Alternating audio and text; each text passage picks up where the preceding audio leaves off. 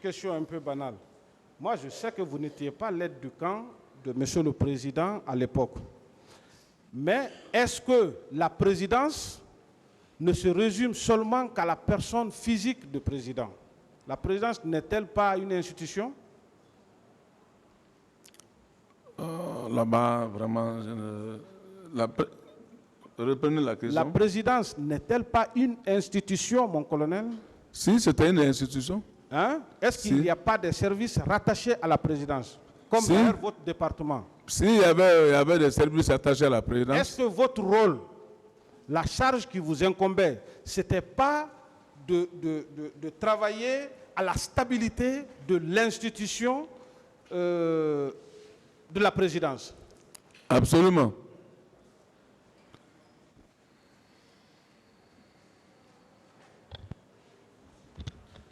Mon colonel, vous avez déclaré à cette barre que vous avez reçu la visite de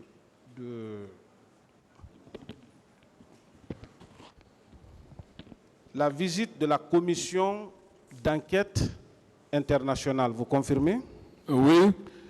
Est-ce que cette commission était venue vous entretenir pour que vous leur donniez votre part de vérité, ou bien votre participation au massacre du 28 septembre, ou bien ils étaient venus auprès de vous pour s'informer en tant qu'officier supérieur proche du pouvoir, pour qu'on puisse lever au moins la confusion à ce niveau? Effectivement, ils ne sont pas venus pour me faire une enquête, c'était pour se renseigner certains paragraphes seulement que j'ai causé avec eux.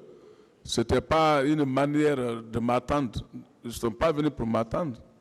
On a causé, ils m'ont posé certaines questions auxquelles je les ai répondu. Je dis que voilà, ceux donc qui sont partis au stade, même nous, on est en train de faire leurs recherches. C'est tout simplement ce que je les ai dit. Quelques 20 minutes après, ils sont ressortis. Merci, mon colonel.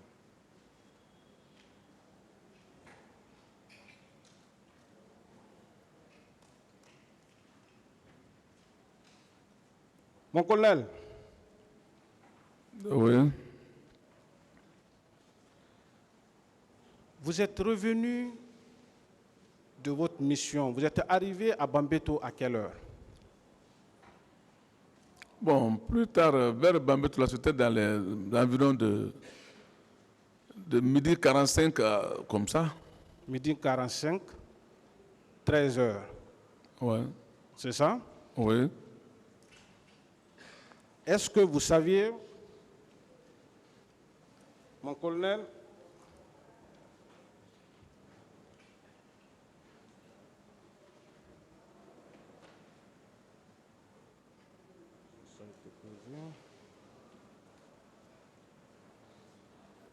est-ce qu'on ne crée pas la confusion autour de votre personne?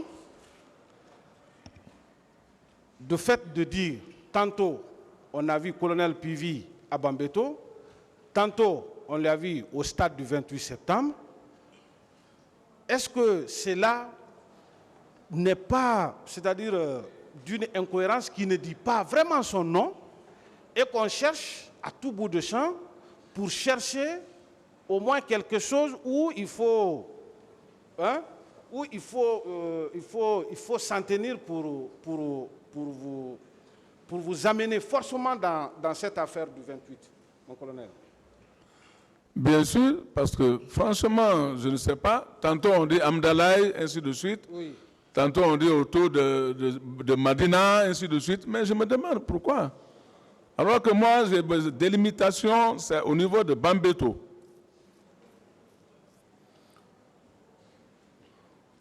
Ça veut dire que si cette histoire du 28 septembre, ou bien que le problème parce que ce que je cherche, il n'y avait pas de programme spécifique concernant Bambeto ou Koza. C'était juste une coïncidence d'événements. de votre retour. Est-ce que vous étiez informé effectivement qu'il y avait des manifestations à Bambeto et vous vous rendiez sur place? Parce que moi, histoire de pillage, je ne vais même pas vous poser de questions par rapport à ça. Il faut qu'on nous apporte la preuve pour qu'on en discute. Tant qu'il n'y a pas ça, on ne peut pas. Moi, je considère que c'est des simples affirmations, mon colonel.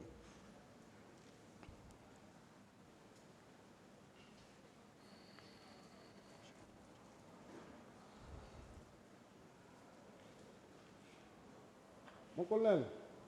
Oui.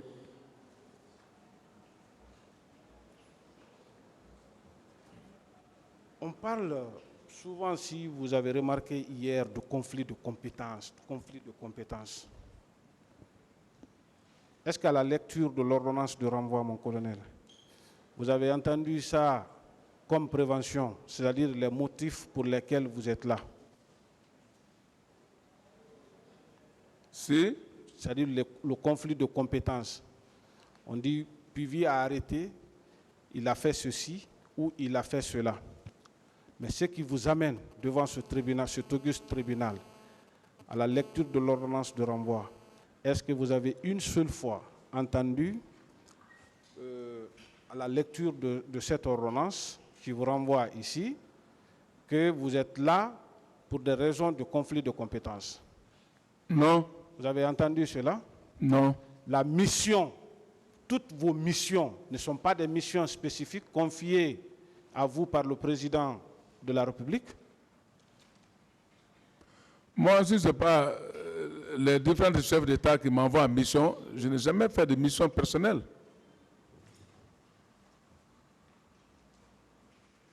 Mon colonel. Oui. Par rapport à la consigne qui aurait été donnée par le chef d'état-major de l'armée, bon, profane que je suis, votre statut de ministre et le chef d'état-major de l'armée, hiérarchiquement, qui peut donner l'ordre à qui, s'il vous plaît? Mais les fonctions priment les grades. Moi, je suis de la fonction auquel je suis, je le commande. Vous le commandez? Bien sûr. Vous recevez vos instructions de qui? Moi, je reçois les instructions du président de la République. Est-ce qu'on vous a notifié un acte ou bien vous avez suivi à la télé pour dire même que personne ne devrait, c'est-à-dire les consignes dont on est en train de faire allusion? Je sais que vous avez dit que vous n'aviez pas appris. Vous confirmez n'avoir eu aucune information par rapport à cette consigne donnée par l'état-major, mon colonel? Je n'ai même pas assisté à cette réunion, parce que ça m'a trouvé sûrement, j'étais à l'AB. Et de retour de l'AB encore, je rentre tardivement. Le matin, je sors très tôt pour aller dans ma mission. Alors, mon colonel, ouais. Dans votre procès verbal d'interrogatoire devant le pool des juges d'instruction, à la réponse, avec la permission de M. le Président, bien entendu, à la question, en tant que ministre chargé de la sécurité présidentielle, étiez-vous sorti sur le terrain pour voir ce qui se passait? Voici la réponse que vous avez donnée. Je vous ai dit plus haut que je venais de rentrer d'une mission. Quand j'ai eu l'information, je suis allé rencontrer le chef de l'État à ce sujet. Et de là, j'ai décidé d'aller à mon bureau pour attendre la suite. Je suis allé observer un repos après avoir vérifié que toutes les unités sous mon commandement étaient présentes. Vous confirmez cela? Absolument. Est-ce qu'au-delà de ça, mon colonel, cette situation, cette affaire qui est en train de faire beaucoup de bruit devrait vous être opposable, mon commandant, mon colonel? Non.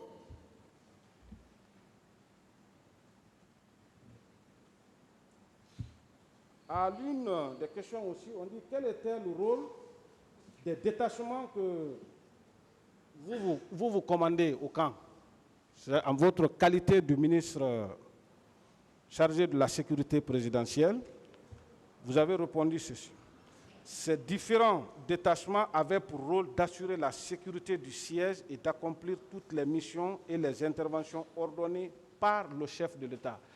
Vous confirmez cela? Bien sûr. À partir du moment où le chef de l'État ne vous a donné aucun ordre allant dans l'autre sens, c'est-à-dire par rapport aux événements du stade du 28 septembre, est-ce que le colonel Claude Pivy, avait quelque chose à voir avec les événements du 28 septembre? Non. La mission qu'on vous avait confiée, malgré que ce n'est pas le 28 qu'on vous a donné ces instructions, mais très tôt, le matin du 28, vous avez pris le chemin pour aller exécuter l'instruction donnée par le chef. Oui. Merci, mon colonel.